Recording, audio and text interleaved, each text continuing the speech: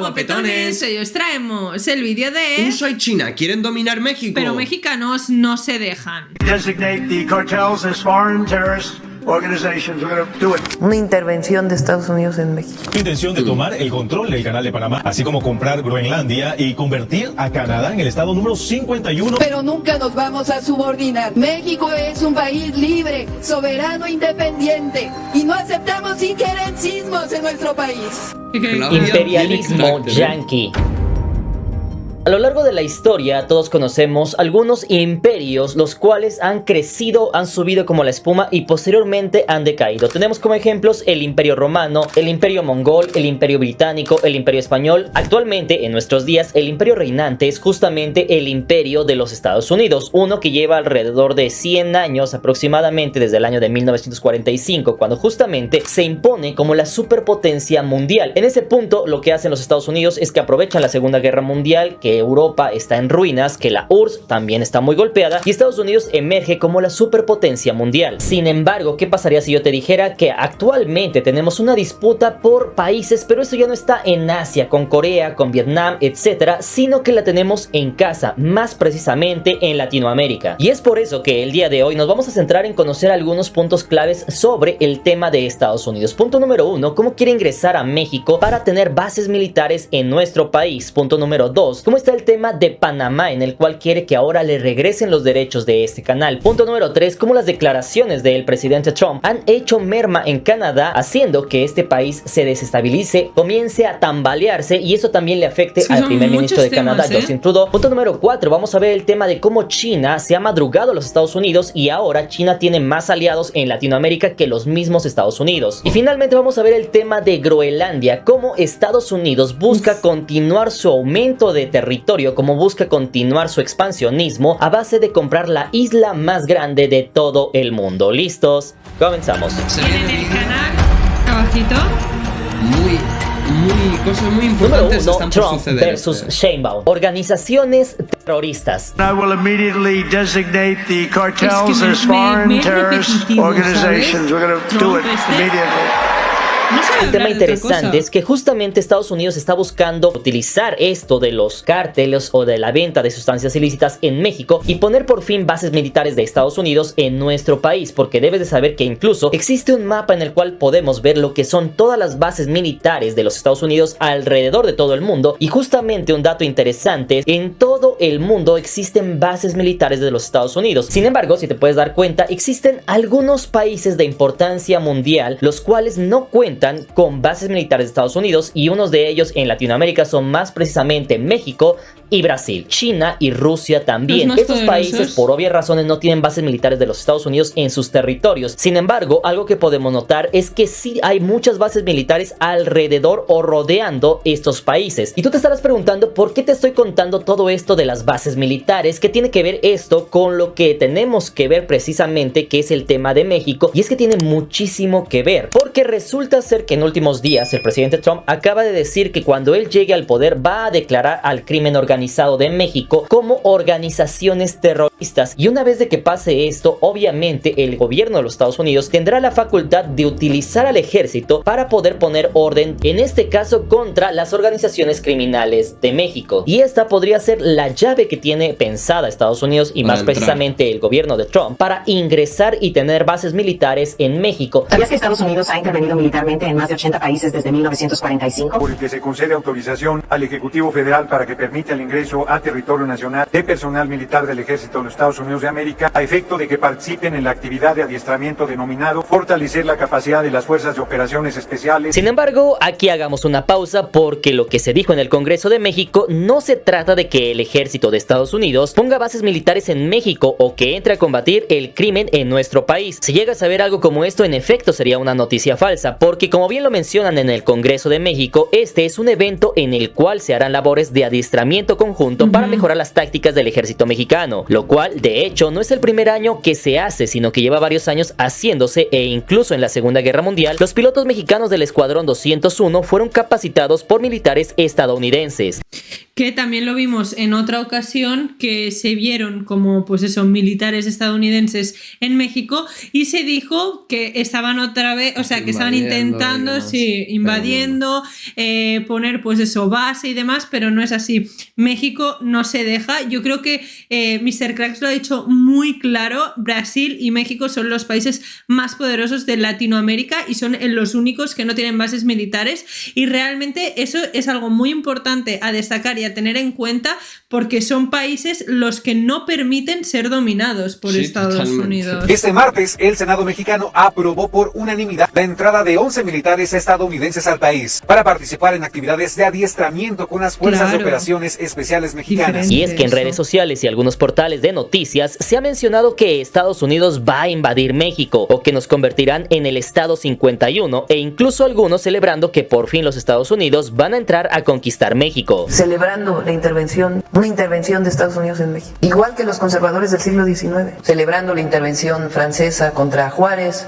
y la Reforma. No obstante, lamento ser yo quien les diga que una invasión de Estados Unidos hacia México a gran escala para nuevamente quitarnos territorio como en el año de 1846 no es imposible, pero es demasiado improbable. Esto por muchos motivos, pero uno de los más sencillos es que México le sirve más a Estados Unidos como aliado que como enemigo. Y de paso, déjame decirles que México le ayuda cuidando la frontera sur de los Estados Unidos, no solamente de migrantes, sino de enemigos externos, que en caso de pelearse con Estados Unidos podrían entrar directamente por México. De hecho, en la historia de Estados Unidos no ha habido ningún ejército extranjero que ocupe ciudades estadounidenses. Incluso el que ha estado más cercano de lograrlo es precisamente México, quien no solamente ganó algunas batallas contra los estadounidenses, sino que seguramente no sabías que el ejército mexicano tomó la ciudad de Los Ángeles en 1846, ganando a los Estados Unidos, además de ciudades como La Angostura, donde acabaron con la vida de 203 marines estadounidenses y más de 500 estadounidenses en otras batallas. Todo esto sin contar a Francisco Villa, que en el año de 1916 invadió Columbus con 485 villistas. Así que Estados Unidos sabe que aunque estemos en inferioridad numérica o de armamento, el mexicano siempre le va a dar batalla. Y por el lado de Canadá, aunque tienen fama de personas tranquilas, seguramente no sabías también que quemaron la Casa Blanca en el año de 1814. Esto apoyados por fuerzas británicas, dejando la Casa Blanca en ruinas. Así que Estados Unidos sabe que si necesita aliados debe de comenzar por sus vecinos, porque de hecho precisamente son ellos los que más daño le han hecho en su territorio, y quizás sea ese el motivo por el cual la presidenta de México presuma como el mismo presidente de Estados Unidos se refiere a ella como una mujer maravillosa, lo que a pesar del forcejeo diplomático, político y de aranceles, no dejan de ser negocios, y la relación de México con Estados Unidos continuará de forma pacífica en próximos años. Primero quiero agradecerle a Donald Trump porque se refirió a mí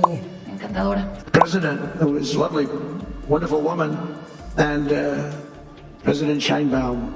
Wonderful woman, actually. De hecho, eso es un dato interesante, porque justamente el presidente Trump anunció en una rueda de prensa que iba a hacer más kilómetros de muro, a lo cual la presidenta de México le respondió de una forma muy inteligente, en la cual de forma tranquila le dijo que sí, hablando del tema del muro, estaba bien que construyera, pero que podía hacer los kilómetros de muro que quisiera. Sin embargo, debe de saber que existen túneles que pasan por debajo, en los cuales se transitan migrantes y también pasan sustancias ilícitas. En una de las llamadas que hizo con el presidente Trump en su momento, le dijo: puede usted poner bardas, pero le enseñó una fotografía de un túnel por donde pasaban inmigrantes. Y es que, como ya había mencionado anteriormente, que ella ya no iba a hablar del tema de Estados Unidos, es algo definitivamente imposible. ¿Por qué? Porque somos socios comerciales. Es por eso justamente que llamaron la atención algunas declaraciones de la presidenta Sheinbaum propiamente en México. Por ejemplo, en el tema de la mano de obra barata y el Tratado de Libre Comercio de América del Norte. En este punto lo que mencionó es que, hablando del primer Tratado de América del Norte, lo que pasó es de que en ese entonces los gobiernos nos decían que lo único que podía ofrecer México al extranjero era precisamente la mano de obra barata. Con el primer tratado de libre comercio, se nos hizo creer que lo único que podía ofrecer México era mano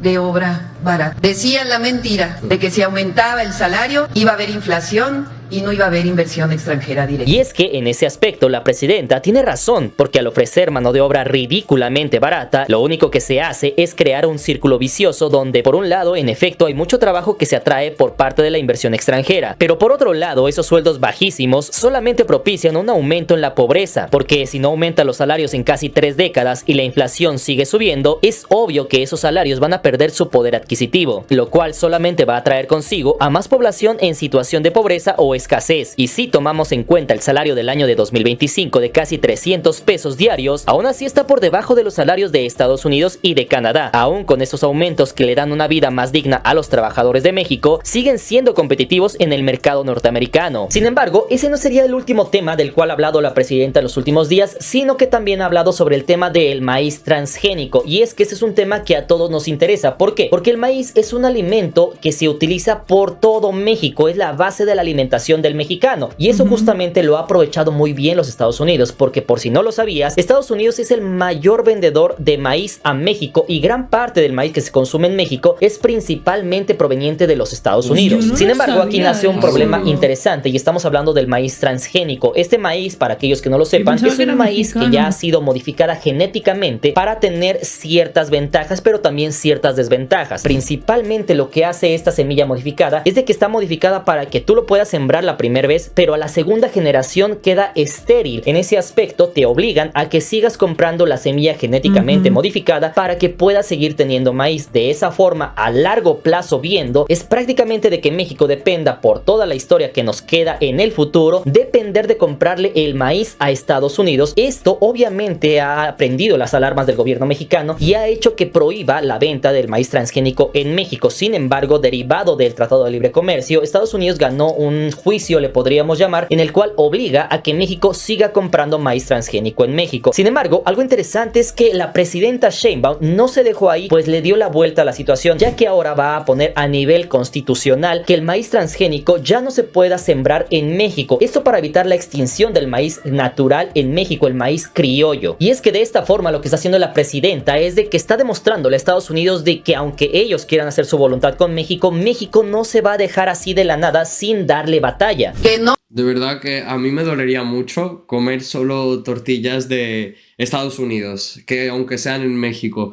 Por favor, que se mantenga el producto natural, el producto fresco, como hacíamos experimentos, ¿no? Sobre si era maíz azul de verdad. Exacto, o no o era limón, eso, o era transgénico, modificado sí. genéticamente. En resumen, qué triste. Estados Unidos se quiere hacer con todo el mercado de México. Los chinos también están muy interesados a venderle a México porque luego de México se va para Estados Unidos.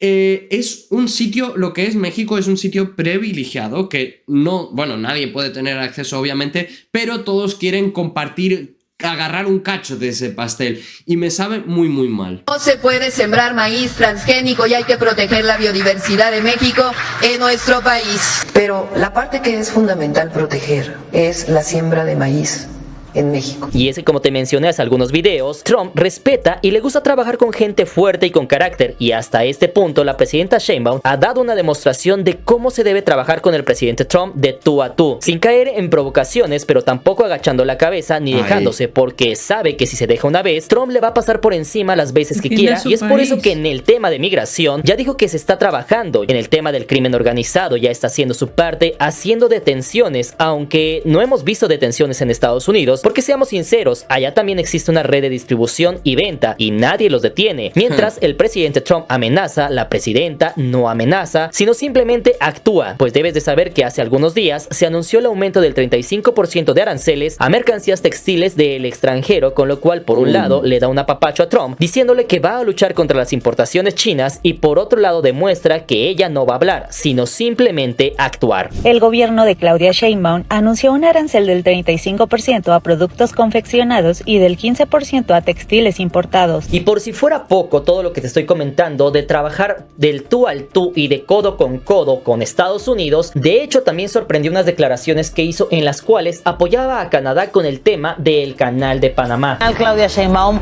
ha dicho que el Canal de Panamá es de los panameños. es que es así. Número 2, Trump versus Panamá. De hecho, para ponerles en contexto, les voy a contar la historia corta de todo esto que está pasando. Resulta ser que sale el presidente de Estados Unidos a hacer una declaración en la cual dice que Panamá se está pasando con los Estados Unidos, de que están aprovechándose de la generosidad de los Estados Unidos. Sin embargo, Estados Unidos dice que le están poniendo aranceles muy altos, que están poniéndole costos muy altos, de que ya no le están dando beneficios a Estados Unidos. Así que ahora quizás lo más sano para los Estados Unidos será tomar de nuevo el control del canal de Panamá. Are not followed, then we will demand that the Panama Canal be returned to the United States of America. ¿Qué prepotentes? ¿Cómo quieren dominar el mundo entero? Sin embargo, como era de esperarse, el presidente de Panamá salió inmediatamente a hacer unas declaraciones en las cuales dijo que no, que el canal de Panamá es de los panameños. Obviamente que es de los panameños, pero es que yo aquí quería puntualizar una cosa, que si os fijáis, Trump en todos los meetings que tiene habla de que Groenlandia tiene que ser mío, Panamá mío, México mío, bla bla bla, ¿no? Canadá y demás. Es como que lo quiere todo. Pero recordemos que la gente que le sigue a él, la mayoría, me juego el pelo porque casi todos los estadounidenses son igual, obviamente hay gente que sí que sabe. No saben, no tienen ni idea de geografía. O sea, no saben ni dónde están. Claro, es que no saben ni dónde está cada sitio. Estamos hablando de que México es su país vecino y mucha gente no lo sabe situar en el mapa. No, si se creen que es España, es decir, chicos. Realmente fijaros. Es tristísimo y quería puntualizarlo porque me parece muy importante también saber que mientras él va diciendo para tener a los demás aplaudiéndole, los que le aplauden no tienen ni idea de lo que él está diciendo. Sin embargo, también aclaró algo y dijo que en el canal de Panamá no hay ni un solo soldado chino. No hay chinos en el canal, tan sencillo como eso. Ni chinos ni de ninguna otra potencia están en el canal. Y es que para que tú entiendas todo esto, tengo que ponerte el panorama completo. Comenzando por el canal de Panamá. La historia corta es que Francia estaba buscando crear una ruta marítima por la cual se pudieran atravesar los dos océanos y no darle toda la vuelta al continente y así evitar pasar por el polo sur, donde las rutas son muy peligrosas. Entonces, por ahí del año 1879, Francia inició con los estudios para crear este canal y más tarde intentó construirlo, pero por la enorme cantidad de malaria, insectos, enfermedades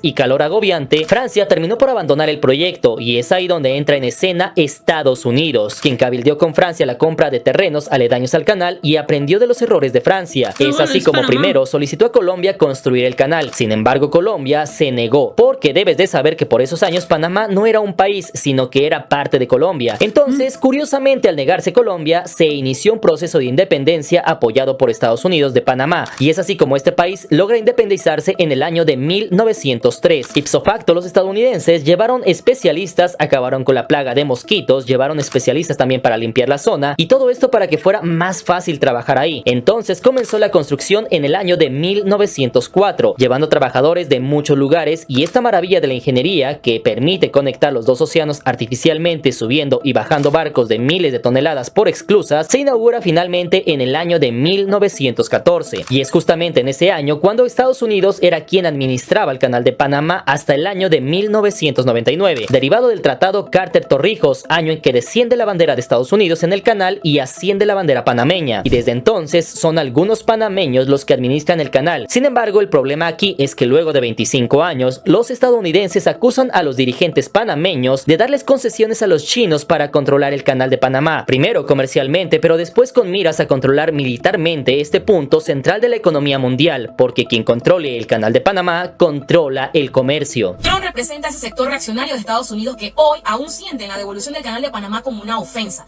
y que además con estas declaraciones ha comprobado que pueden y harán lo que tengan que hacer para no perder su injerencia en nuestro país.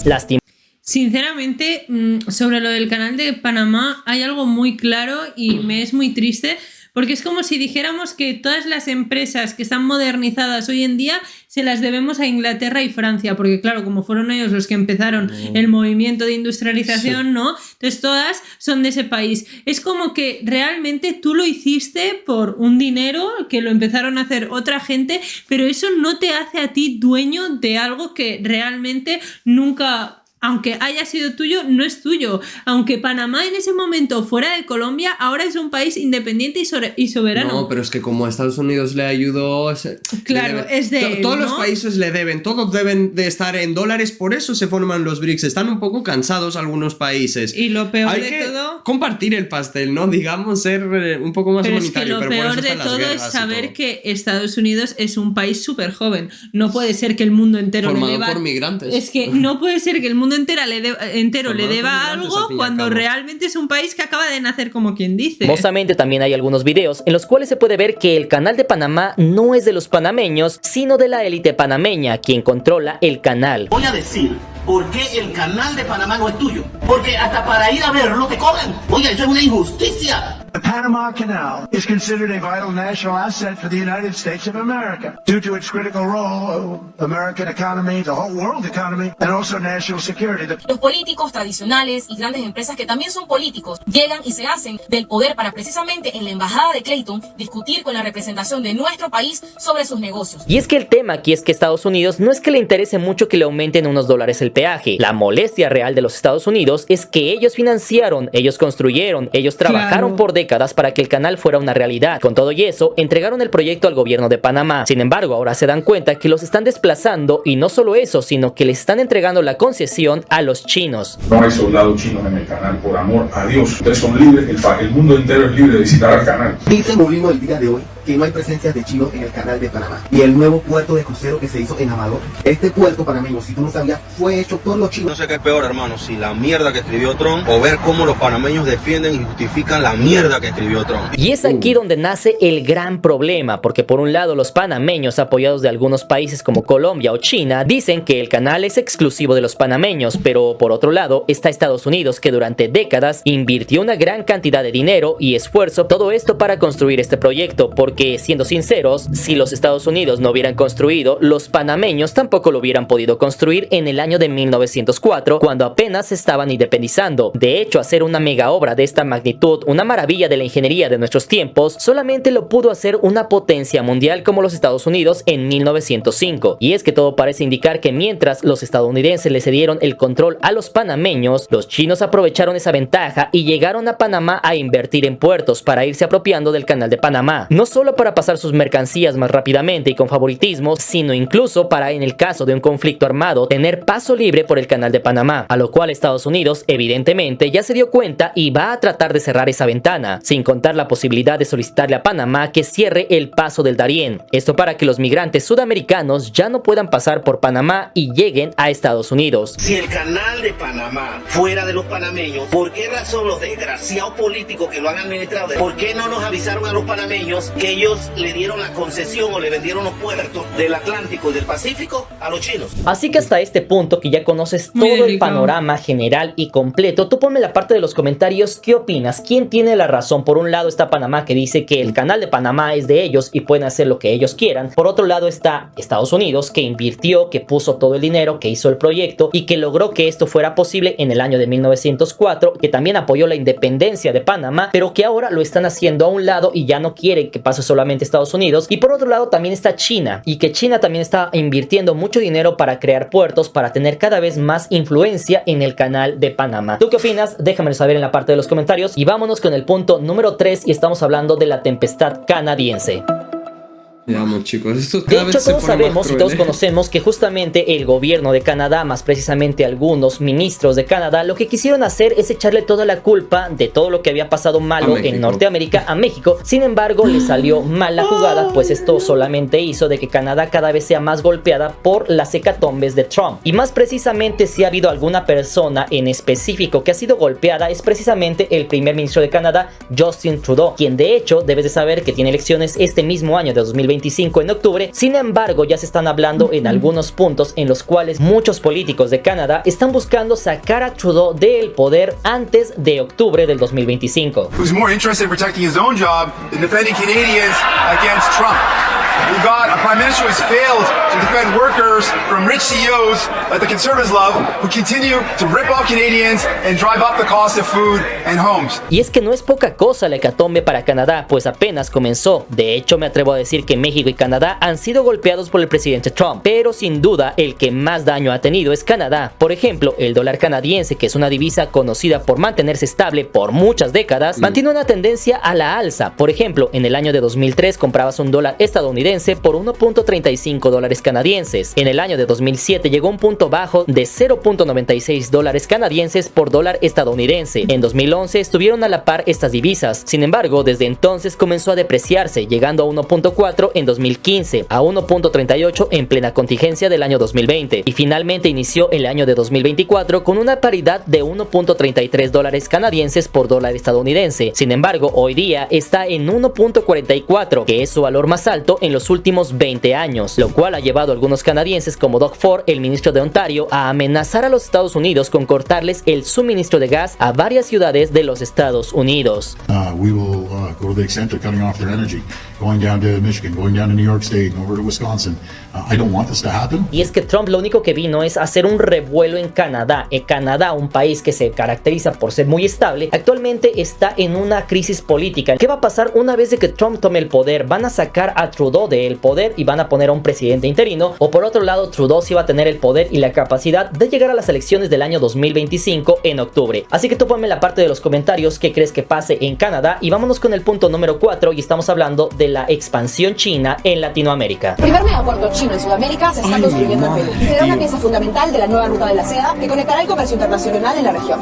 Solo pido una cosa, LATAM, estén unidos, no se tiren entre ustedes. Confíen en México. Exacto, no, y confíen entre todos ustedes. Hay grandes riquezas en vuestras tierras. Sois una parte muy importante, aunque otros países lo desprecien y digan, no, esta parte es de la tercera... Nada, ustedes valen oro, la neta, de verdad que lo digo de corazón, y nadie lo admite porque todos tienen miedo que se desarrolle muy rápido, que hay mucho dinero y también hay muchas posibilidades. Totalmente, pero yo digo que confíen en México también por el sentido de que muchas veces vemos también que dentro de los mismos países que forman Latinoamérica, por la envidia que hay hacia México, golpean y podrían estar unidos. Estamos hablando de que a día de hoy, bueno, de los países de Latinoamérica, tanto Brasil como México son potencias muy grandes mundialmente y que si os apoyáis en ellos, las cosas pueden cambiar muchísimo y de verdad daros la valía que tenéis para enfrentaros a estas cosas que pasan. Un puerto que puede cambiar la geopolítica de Latinoamérica y que desafía la hegemonía marítima estadounidense. Un megapuerto de China en Perú. En el Explainer tenemos toda la información del megapuerto Chancay. Se trata del primer puerto comercial controlado por China en América Latina, con un costo total aproximado de $3.500 millones. El comercio entre China y Latinoamérica se ha multiplicado por 35 desde el año 2000. De hecho, en este canal ya hemos hablado en videos anteriores cómo las importaciones chinas eran un caos para la economía mexicana, cómo habían desplazado a muchos empresarios y cómo habían acabado con muchas industrias de México. Sin embargo, ¿qué pasaría si yo te dijera que de hecho México es uno de los países que menos ha sido golpeado y menos ha sido influenciado por las importaciones chinas, por la presencia china en su país? Y de hecho, para ponerte un ejemplo, debes de saber que muchos países de Latinoamérica están actualmente alineados con China. Si vemos algunos mapas, se puede ver cómo realmente Estados Unidos ha perdido gran parte de la influencia en Latinoamérica y China ha ganado muchísimo terreno en las últimas décadas. Para ponerte un ejemplo, tenemos a El Salvador, un país que justamente está alineado con China, también tiene relaciones con Estados Unidos, pero algo que seguramente no sabías es que China ha invertido en grandes proyectos en El Salvador. Por ponerte algunos ejemplos, tenemos la biblioteca del Binaes, que es una de las bibliotecas más grandes de América Latina, la cual fue financiada y construida por China exactamente en el corazón de San Salvador.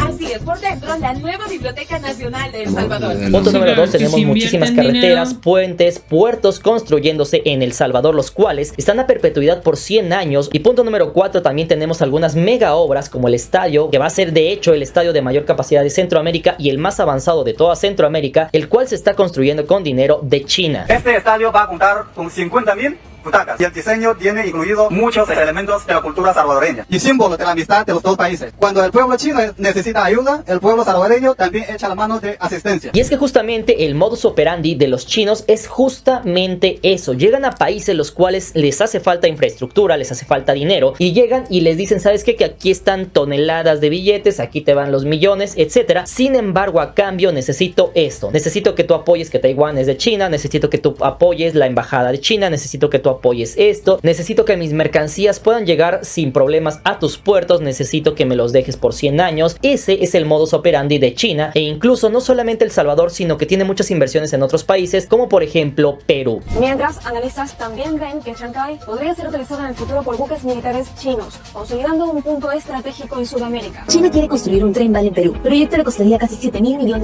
China ha planeado la construcción de un canal que compita directamente con el Canal de Panamá, a través de la promoción de un proyecto para construir un canal de más de 278 kilómetros de longitud en Nicaragua. El gigante asiático busca mostrarle a la región que puede ser un socio fiable ante el temor que despiertan las amenazas proteccionistas del futuro presidente de Estados Unidos, Donald Trump. Y es que eso mismo está pasando en la mayoría de países de Centroamérica y Sudamérica, donde Estados Unidos en las últimas décadas perdió terreno y ahora la zona ya no se ve con barras y estrellas, sino de color rojo. De hecho, según algunos portales de internet, los países que más inversión china recibieron fueron, por ejemplo, Brasil en primer lugar con 34% de la inversión china, Argentina en segundo lugar con 22.5%, México en tercer lugar con 15%, Perú con 11% y Chile con 8.7%. La mayoría de los mexicanos no sabe que China ha estado invirtiendo estratégicamente en el puerto de Manzanillo, uno de los principales puntos de entrada de mercancías asiáticas en México. A China pretende construir uma ferrovia que liga o litoral brasileiro ao Oceano Pacífico. ¿Cómo ves el tema de que ambas potencias están peleando la custodia de todos los países de Latinoamérica? En ese caso, ¿con quién crees que le convenga a México estar? ¿Con China o con Estados Unidos? ¿Con quién nos conviene más? Y punto número 2, ¿cómo crees que se vaya a configurar el mapa político o geopolítico de toda Latinoamérica en los próximos años? ¿Latinoamérica estará más influenciada por China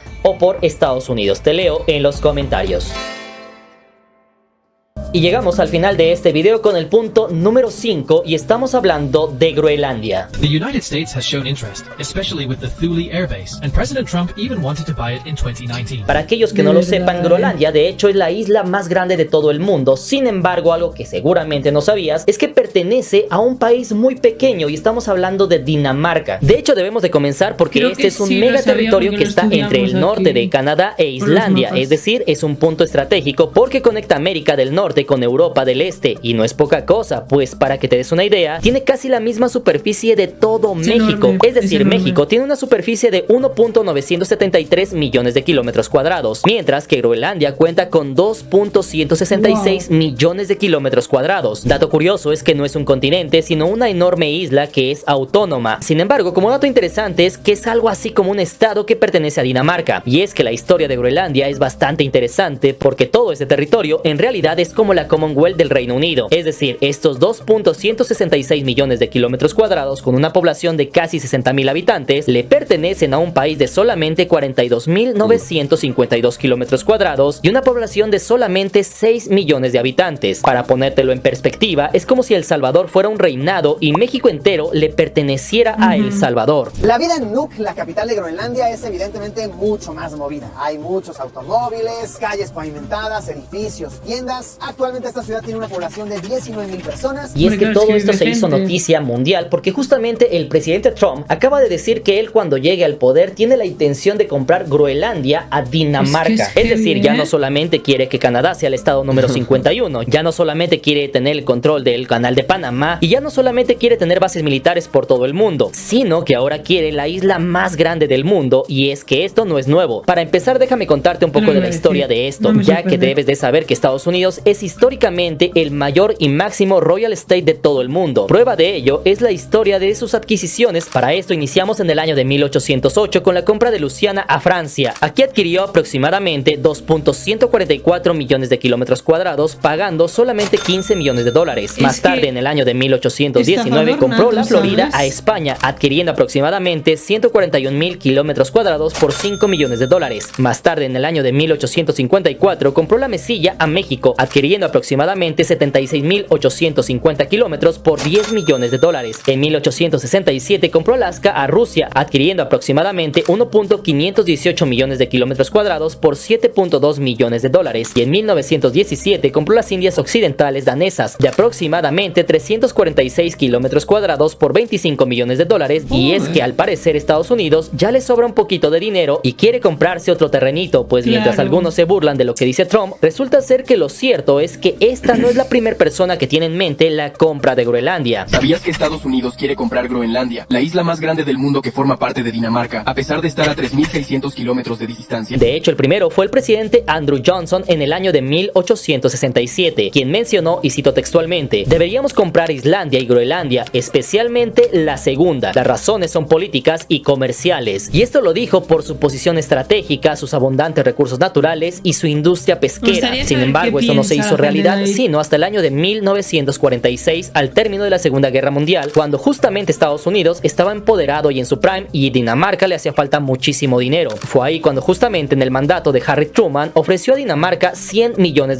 en oro, lo que actualmente serían unos $1.500 millones, mientras que el Consejo de Estados Unidos mencionó lo siguiente: el comité indicó que el dinero es abundante ahora, que Groenlandia no tiene ningún valor para Dinamarca y que el control del territorio es indispensable para la seguridad de Estados Unidos. Sin embargo, como seguramente te imaginas, Dinamarca se negó a vender a Estados Unidos, pero el tío Sam logró obtener una base militar en Groenlandia. El gobierno de Dinamarca anuncia un importante aumento del gasto de defensa para Groenlandia. El anuncio llega poco después de que el presidente electo de Estados Unidos, Donald Trump, reiterara su deseo de comprar el territorio ártico bajo soberanía danesa. Sin embargo, más tarde en el año de 2019, Trump volvió a poner la oferta sobre la mesa, y ahora, casi 80 años después, nuevamente un presidente de Estados Unidos pone sobre la mesa la adquisición de la isla más grande del mundo. Esto, aunque parece muy difícil de que Dinamarca le termine vendiendo, significaría un boost de proteínas y esteroides para los Estados Unidos, porque mientras Dinamarca prácticamente no explota el 100% de los recursos de Groenlandia, para los Estados Unidos significaría aumentar su superficie hasta los casi 12 millones de kilómetros cuadrados, convirtiéndose en el segundo país más grande del planeta, solamente por detrás de Rusia con 17 millones, y encima de Canadá con 9.9 millones y China con 9.6 millones de kilómetros cuadrados. Además de que no podemos olvidar de que con eso cerraría el paso a Rusia y a muchos otros países. Sin embargo, también Estados Unidos, con su industria potente, ingeniería avanzada, historia de extracción de recursos naturales y un presupuesto casi ilimitado, terminaría por convertir a Groenlandia en una California y Texas 2.0, extrayendo todos los recursos naturales, pero más importante aún, de esa forma bloquearía el norte de Rusia y así evitaría su expansionismo. ¿Pero por qué Estados Unidos desea tanto este territorio? La razón principal es por su ubicación geográfica. Reservas de oro, mineral de hierro,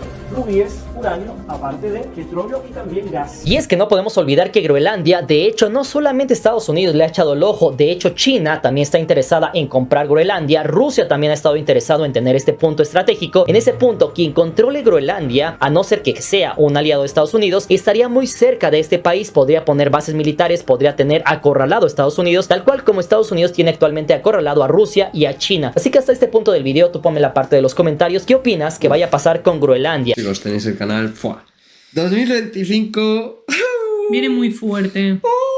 Viene muy fuerte y realmente, sinceramente, creo que se va a demostrar lo que Trump promete, si lo cumple, si no lo cumple, si es mucha boca, porque, bueno, es que yo estoy cansada de ver que solamente usa a México para tener aplausos. Estamos viendo que ahora también está usando otras partes del mundo porque realmente ya no le queda de otra, pero que sabemos que no va a ser así, pero veamos cómo empieza el año. Veamos, familia de guapetones, si les gustó el vídeo, por favor, dejen un buen like, suscríbanse nos vemos en el próximo vídeo. ¡Mua!